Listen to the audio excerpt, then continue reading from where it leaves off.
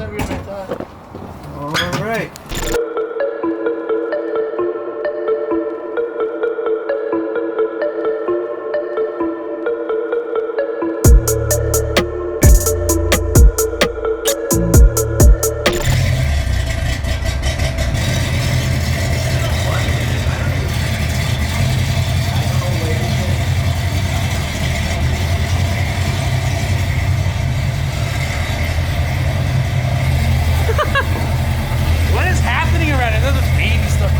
It's so beautiful. What is it doing here?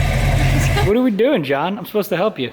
I don't know, dude. I'm at your service. I've been driving this thing again pretty regularly. I'm just kind of over the drone. So, wait, oh, you're gonna put more exhaust on it. On it.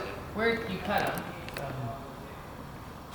Zach's trying to give me the thumbs down because I want the car to be a little bit quieter. Well, let's get her up. Let's see what you're working with. So we could think.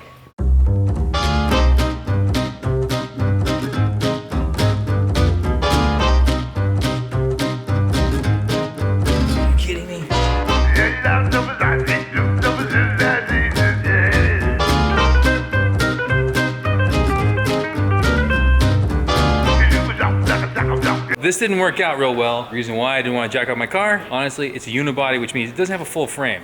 It has frame connectors, subframe connectors from the front to the rear. And we couldn't get the arms to reach where I wanted to jack up the car. Yeah. Some people say you pick on the pinch welds. Nah, I spent so much money on this paint and body. I don't even want to think about something happened to it. Well, thanks, Zach. Yeah, there's something. So do something else then. Yeah, but like, BRB. But I do have to get ready for my next race. so what you got going on then? It's Phoenix. It's kind of a place we've done really well at. So we have a little gift for the viewers. We'll head over there. I've got 11 rods and 3 pistons from my top fuel dragster to give away to you guys. So you have to enter Hoonigan.com, enter for your chance to get your own 12,000 horsepower DSM made aluminum connecting rods for me. I'm gonna sign them on camera so you guys know that they actually came from here. This is like your life-size paper holder. Paper holders? Keep the paper down. Gotcha. This next upcoming race is Phoenix. If you have seen this episode and you have entered to win one of these connecting rods, let me know at the pit and I will have a special surprise for you. Could be a wristband, right? So that you can even get a piston to go with it. You can have the entire assembly, or it could be something cooler. It could be one of these new LP shirts that have just dropped on Hoonigan.com. There you go. There we go, there's the one.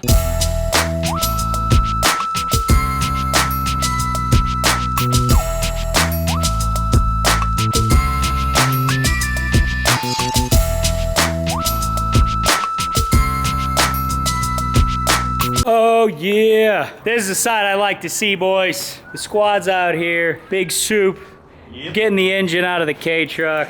Because today, we're heading to Redline Performance. Finally, the K-truck is gonna get the life it deserves and the abuse it surely deserves. All thanks to you for constantly harassing us about it. So we're gonna go ahead and we're gonna take this engine up. Don't blink. What? About to take this engine out. Yeah, well hell. Come right out. Back a little. Watch your arm. If you turn it like that, you can lift it up through there. Yeah. 1, 2, 3. Oh, it's heavier than I thought. All right. Watch your phone. Yeah, there it is.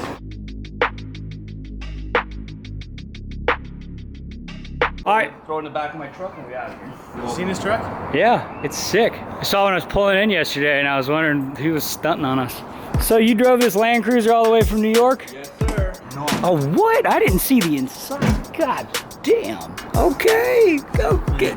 Oh, what? What is this interior out of? The stock rear seats. The front seats are out of a Volkswagen. Okay. And then I had it all reupholstered. You got the world's cleanest Land Cruiser. Escobar special, full Stormtrooper white on black. It's ready for action. Gotta talk about these door panels though, okay? Well, I didn't really have time to finish just yet. Park it somewhere in Venice. You're going, you just live right in the back of it.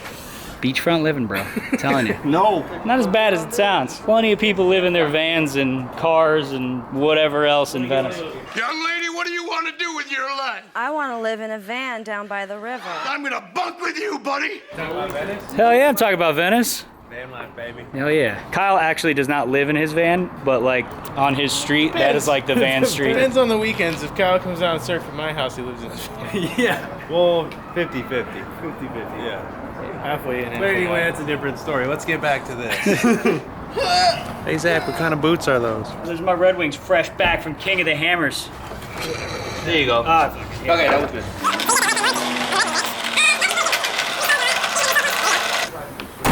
You brought a coffee machine? Hell yeah. Ooh. Oh my, dude, this is fancy. Let's hook this up. First order of business. You go by Alice. Yeah. I like that. Well, you made it, so. Yeah. This is so much more satisfying than doing GPS. Sure. Alright, well, let's get out of here. I don't think we'll need the Alice. No, you guys want to borrow my Alice? We're just in time for traffic. Where's the traffic update in that? You look in Los Angeles and it's already red.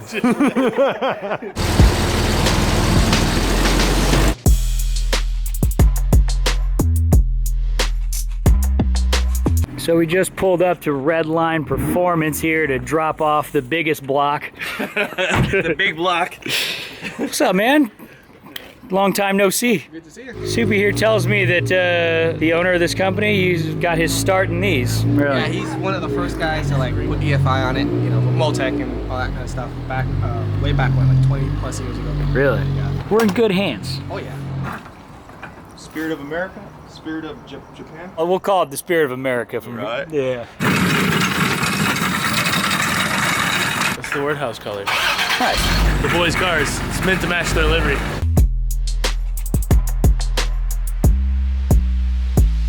Mike Porter, I'm the owner of Redline Performance, 29 years in business. Started out in two-stroke engines, which led me into the Mazda Rotaries, and today specialize in LS engines for off-road. It's a good choice.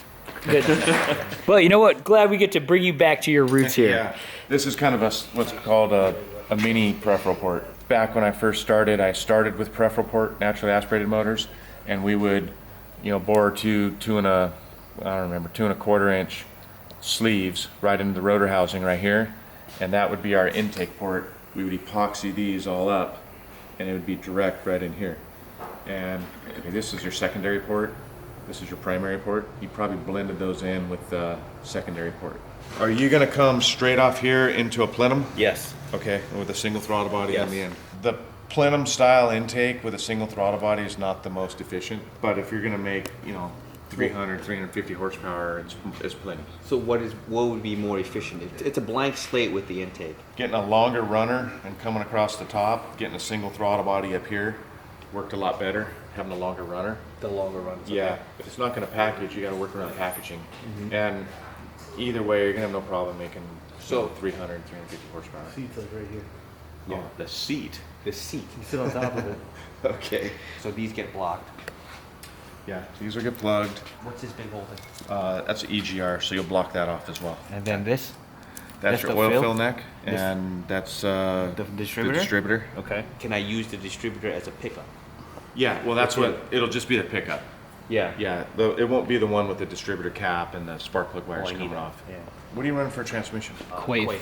The thing with a rotary is a stock Mazda RX-7 starter spins like a 24 volt starter. They really fast because these don't have a lot of compression. They need to spin fast to get them to start. So in the buggy world, when we were using them, we were using just a Volkswagen 12 volt starter, and these things were really hard to start. So we'd have to use a 6 volt starter because a 6 volt starter would spin faster. Keep that in mind when you're doing your starter. This is just a heater port for a heater in a car. Okay. But you can just pinch it and weld it if you want. Okay. Obviously it's oil. Yep, that's oil out, and then oil back in right here. You have another fitting going in there. So I'd have to run a line this way? You would come out of that and go into an oil cooler, and then come back in right here. Oh. Yeah.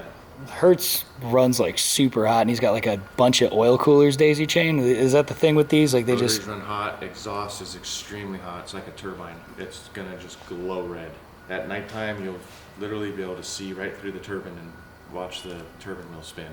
this. Yeah, this looks a bit... That is a counterbalance. You already have one on here. Okay, so it's already extra? Yeah, it's already bolted right here. Okay.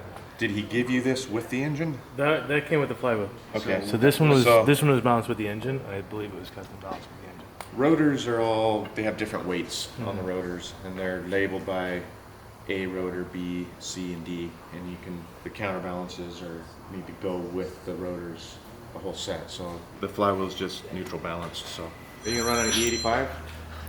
Yeah, probably. How does that do with mixed oil? How do you? You want to use a castor-based oil. So for two-stroke oil, there's an oil by a company called Maxima called 927, and that's what you want to use to mix with your fuel.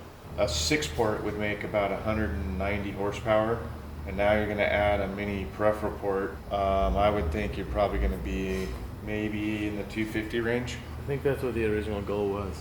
Yeah. But I mean, the stock motor in there, I would be hard pressed to say that made 90 horsepower. Oh. So it's gonna boogie. Yeah. Yeah, it should make I would think it'd make about 250 horse. That'd be great. No problem, right? Yeah, no problem. Man, I'm so glad that somebody knows what the hell's... There's a time to talk and a time to listen. This is the time to listen.